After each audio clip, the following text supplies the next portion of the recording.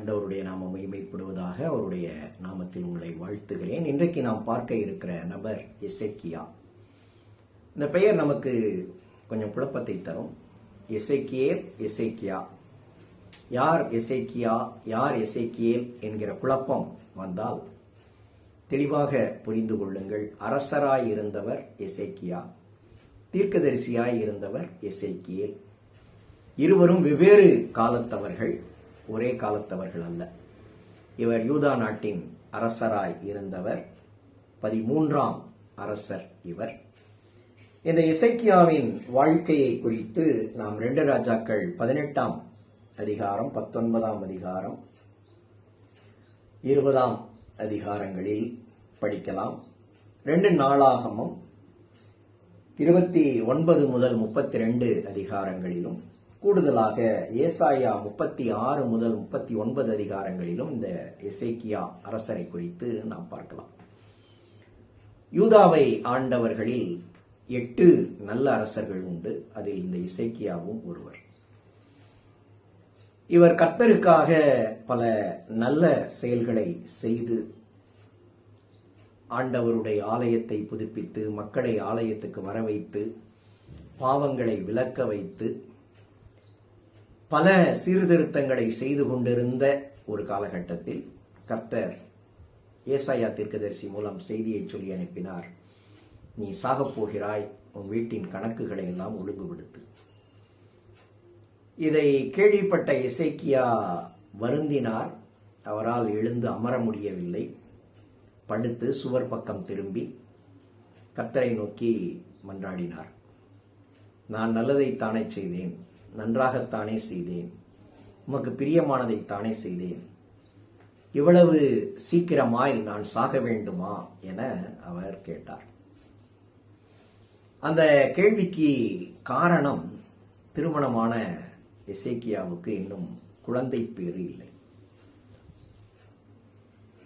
செய்தியை சொல்லி தன்னுடைய வீட்டுக்கு போய்க் கொண்டிருந்த ஏசாயாவை கர்த்தர் நிறுத்தினார், திருப்பி அனுப்பினார்.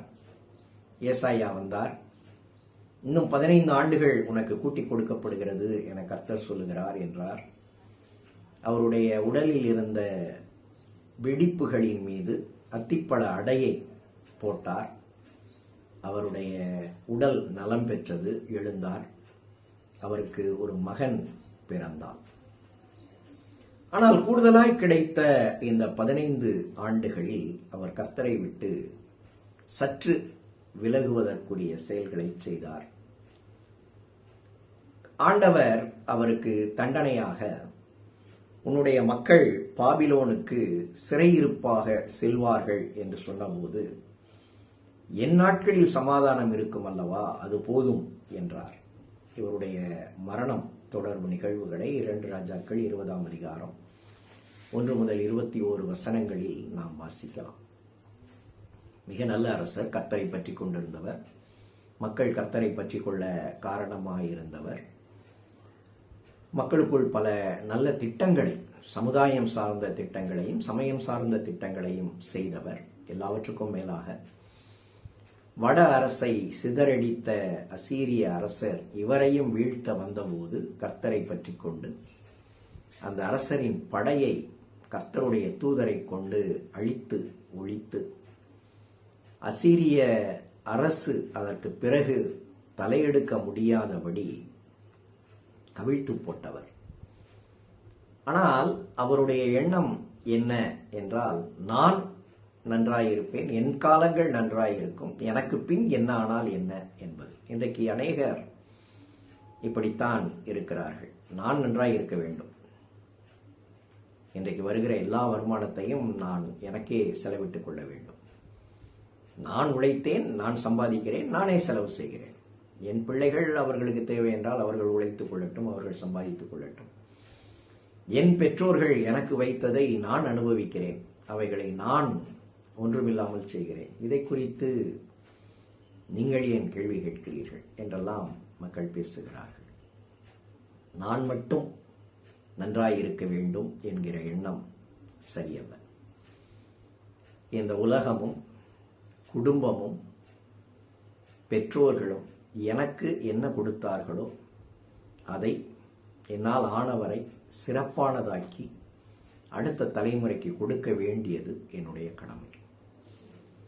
ஆண்டவரை குறித்த என்னுடைய அறிவையும் புரிதலையும் கொள்கைகளையும் உண்மைகளையும் நான் அடுத்த தலைமுறைக்கு முறையாய் கடத்தாவிட்டால் அந்த தலைமுறை ஆண்டவரையே மறந்து போகும். ஆண்டவரே அந்த தலைமுறைகளுக்கு எதிரியாகி விடுவார். எனவே என்னிடம் கொடுக்கப்பட்ட எல்லாவற்றையும் மிக கண்ணியமாக செலவழித்து பயன்படுத்தி ஆக்கி உருவாக்கி மீதமெடுத்து பாதுகாத்து அடுத்த தலைமுறைக்கு கொடுக்க வேண்டியது என்னுடைய கடமை. அரசர் எசேக்கியா செய்த தவறை எந்த ஒரு நாளிலும் நாம் செய்யாதபடிக்கு நம்மை காத்துக்கொள்வோம். கர்த்தர் நமக்கு உதவி செய்யட்டும். ஆமென்.